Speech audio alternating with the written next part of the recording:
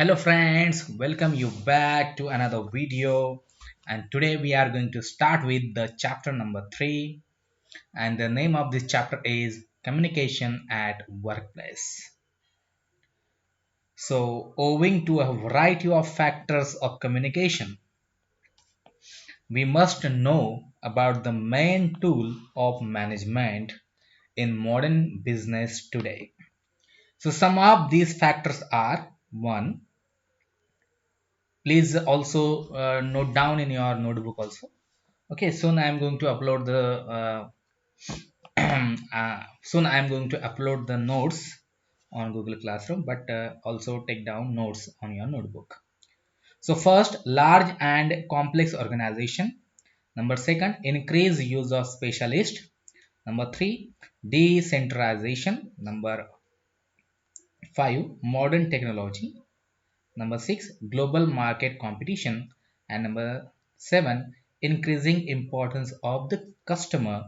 So these are the important tools, and therefore we have to make a good and effective communication at workplace. So without these effective communication, a person cannot do his business, he cannot trade, and in this way he cannot achieve that goal which he has decided to achieve, or he will not get a profit. So to make communication effective in workplace, we have to learn the channels of communication.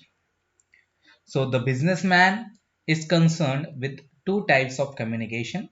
One is the internal communication and the second one is a external communication. So internal communication deals with transmitting information, ideas, orders, etc. within the organization, while external communication transforms information to persons from the outside of the organization. I think you have uh, clear it. Okay, inside the organization, for example, let's take example of our college. In our college, the internal system is there, principal is there, professors are there. Okay, then the clerk is there and the peons are there. Okay, so it is the professor who is a higher authority. Okay, professor, teachers, lab attendants, peon, clerks, these are the other employees of the our college. Okay, so the communication which goes inside the organization, for example, how to conduct your lectures, how to make timetable of your lectures, when to schedule your lecture, when to schedule your examination, how to handle all these things. Okay, how to do the process of admission, for example, NSS is there. Okay, how to do admission in NSS, so all these things. So it is a internal communication, it is example of internal communication. What is the external communication? For example, if a college has to do one work, one he has college has to organize one program. So to organize that program, the college needs supports of electricity. Okay, electricity board. College needs supports of tehsil. College needs supports of municipality of Kudak. College needs supports of police station or the hospital. Okay, a rural hospital, whatever that. If the college is making communication with outside these institution, it is called as a external communication. Okay, so both these types of communication are done through formal and informal way of communication, or formal or informal channels of communication. So therefore we are going to see which are the formal channels of communication and which are the informal channels of communication.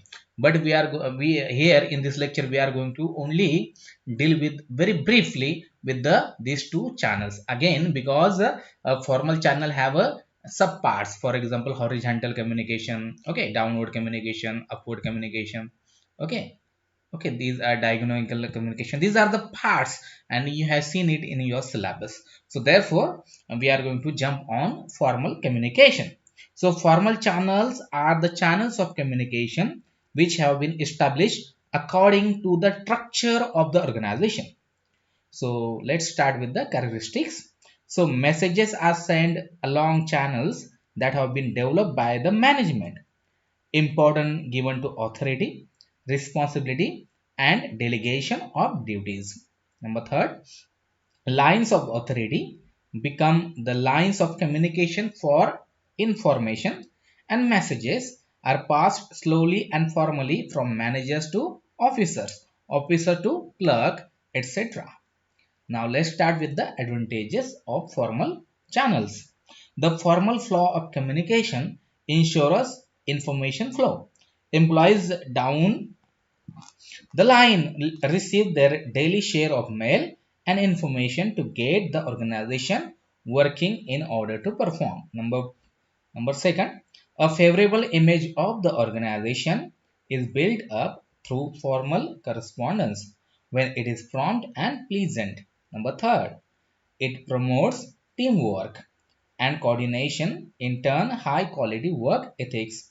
Number four, it ensures centralized control down the levels of hierarchy. And number last, that is the fifth, sharing, cooperation, and facilitation of the performance of manager task build the process of democratic functioning into the system. Now let's start with the disadvantages of formal channel of communication. So formal demonstration limits individual freedom and inhibit lower level workers from freely interacting with higher level superiority functionality. For example, a peon has to say something to the principal, so he will hesitate to speak with the principal. So that is the one of the disadvantages. Number second, it is a time consuming and expensive. It needs a lot of time and it is also expensive. You have to spend money on it. The curse of the red tape is often associated with a hierarchical form of communication. For example, if there are two or three offices, one is in Kudal and the second one is in Sawantwadi, and if the peon from Kudal has to communicate with the boss in the Sawantwadi, so it will be expensive for him to travel, okay, from Kudal to Sawantwadi and then meet him. It means that he has to spend money and again he has to kill his important time. Number third, it encourages filtering of information by delaying it. Okay, so filtering. For example, if you listen something, when you tell that to another person, so you filter it. You just omit some words and you add some new words of your own.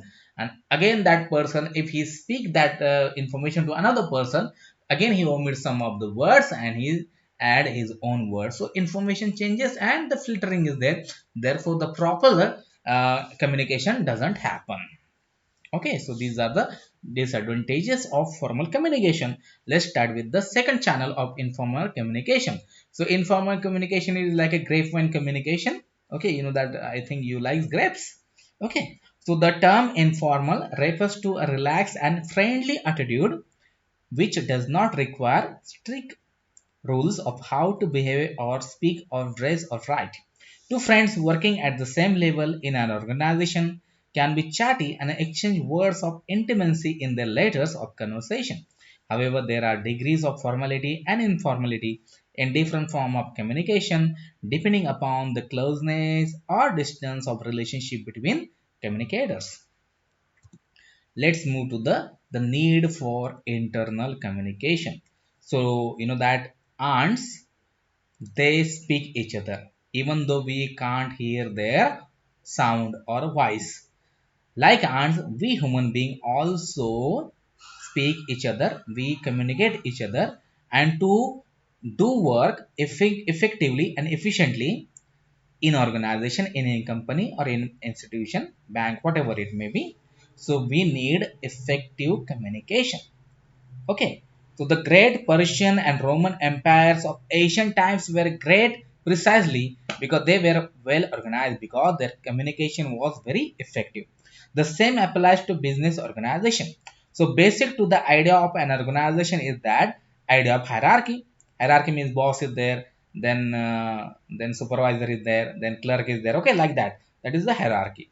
Uttarand. Hierarchy means Uttarand. So hierarchy means a system of arranging people according to their status, and the word itself comes from a Greek word for a body of priests organized into orders of rank is subordinate to one above it. So formally businessmen did not bother about internal communication.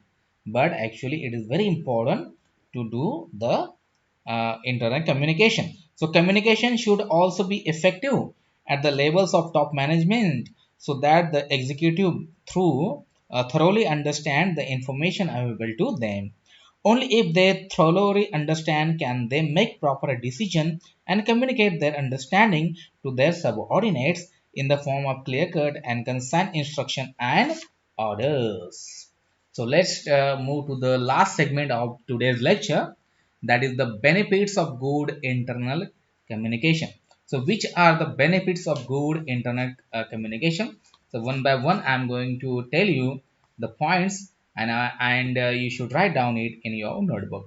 So good internal communication may bring several benefits to organization and its stakeholders. So it enhances staff engagement and understanding. Number second, more effective management. Three, increase staff morale and motivation, which is also linked to lower sickness rates.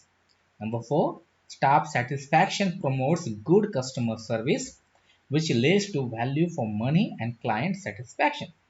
Number fifth, ownership employees feel like they belong and are more likely to feel that any changes are partly their idea, which makes them less resistant to change. And six, internal communications complements external communication system, meaning that everyone has the same information.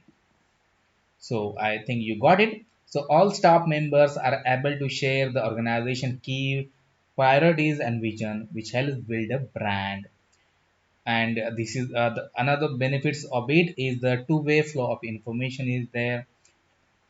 It helps towards assessments such as higher performance scores and achieving excellence. It also improves perception, organization, reputation, and image. It also informs decision making, and it can create department communication and greater staff commitment and increase staff productivity. So, friends, that is of this lecture. So we will meet in next week on Monday and Tuesday. So please make in comment section whether you like a live lecture on Google Meet application like other teachers are taking their lectures, or do you like to continue uploading on YouTube and sending you link. So please tell me, and if you decided to go for live lectures, so in the next week we can start our live lectures on Google Meet application. So please make make me know, let me know about what is your decision. So thank you very much, meet you in the next lecture.